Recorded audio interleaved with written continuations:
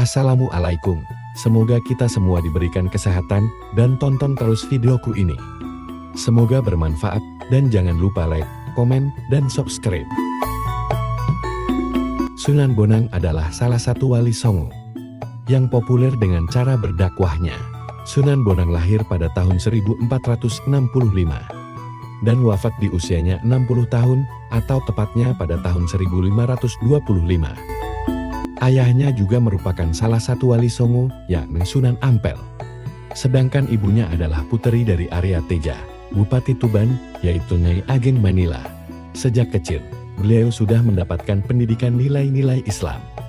Kecerdasan dan kekuatannya dalam menuntut ilmu menjadikannya orang yang menguasai banyak hal, mulai dari ilmu fikir, usuluddin, tasawuf, seni, sastra, arsitektur, hingga bela diri seperti pencaksilat.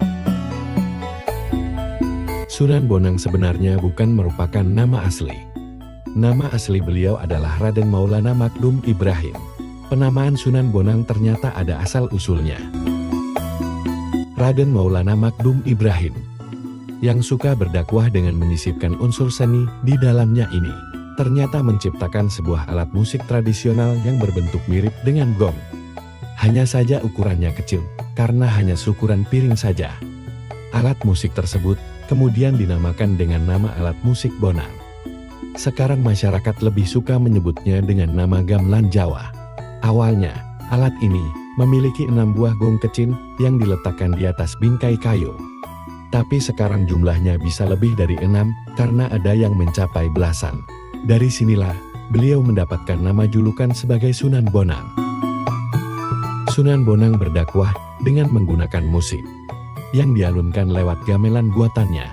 Hal ini bukan tanpa alasan, beliau memilih untuk berdakwah dengan musik, supaya mudah diterima oleh masyarakat Jawa pada masa itu tanpa adanya paksaan.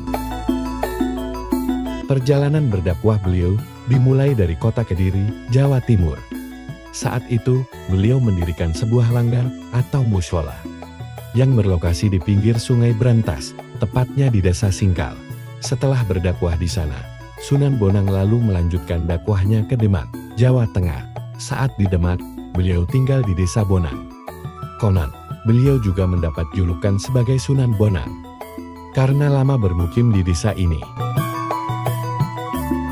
Untuk berdakwah di Pulau Jawa tentunya tidaklah mudah, karena pada masa itu masyarakat Jawa punya adat istiadat yang sangat kental dan kebanyakan masih memegang teguh unsur kejawen.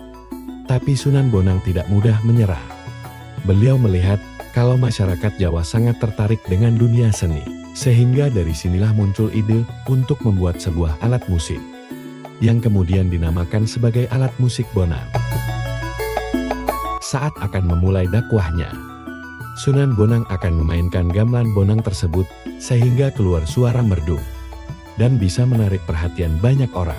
Sambil memainkan alat musik, beliau akan menyanyikan tembang atau lagu yang di dalamnya berisi ajaran-ajaran Islam. Selain dengan menggunakan gamelan tersebut, Sunan Bonang juga sering berdakwah dengan menggunakan wayang. Tentu saja di pertunjukan wayangnya tersebut akan disisipkan cerita dan ajaran Islami di dalamnya. Selain gamelan Bonang dan lagu Tumbuh Hati, Sunan Bonang ternyata juga memiliki sebuah karya sastra yang berjudul Suluk Wujil. Karya sastra ini diakui sebagai salah satu karya sastra terbesar yang ada di Indonesia. Hal ini dikarenakan dalam karya sastra ini terdapat banyak pesan tentang kehidupan antar manusia, kehidupan budaya yang ada di Jawa serta Indonesia, dan pastinya kehidupan beragama. Suluk Wujil ini dibuat antara abad ke-15 hingga 16. Uniknya, karya sastra ini berupa tembang atau lirik lagu.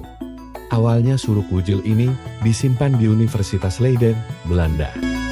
Tapi setelah Indonesia merdeka, naskahnya dipindahkan ke Museum Nasional, yang kini bernama Perpustakaan Nasional Jakarta. Itulah sejarah singkat mengenai Sunan Bonang, yang berdakwah dengan gamelan. Semoga informasi di atas bisa menambah pengetahuan tentang Wali Songo. Bila mana ada salah dalam penyampaian di video ini, mohon berkenan untuk dimaafkan, karena kesempurnaan hanyalah milik Allah Subhanahu wa Ta'ala. Wassalamualaikum. Salam di Kengane Pusat.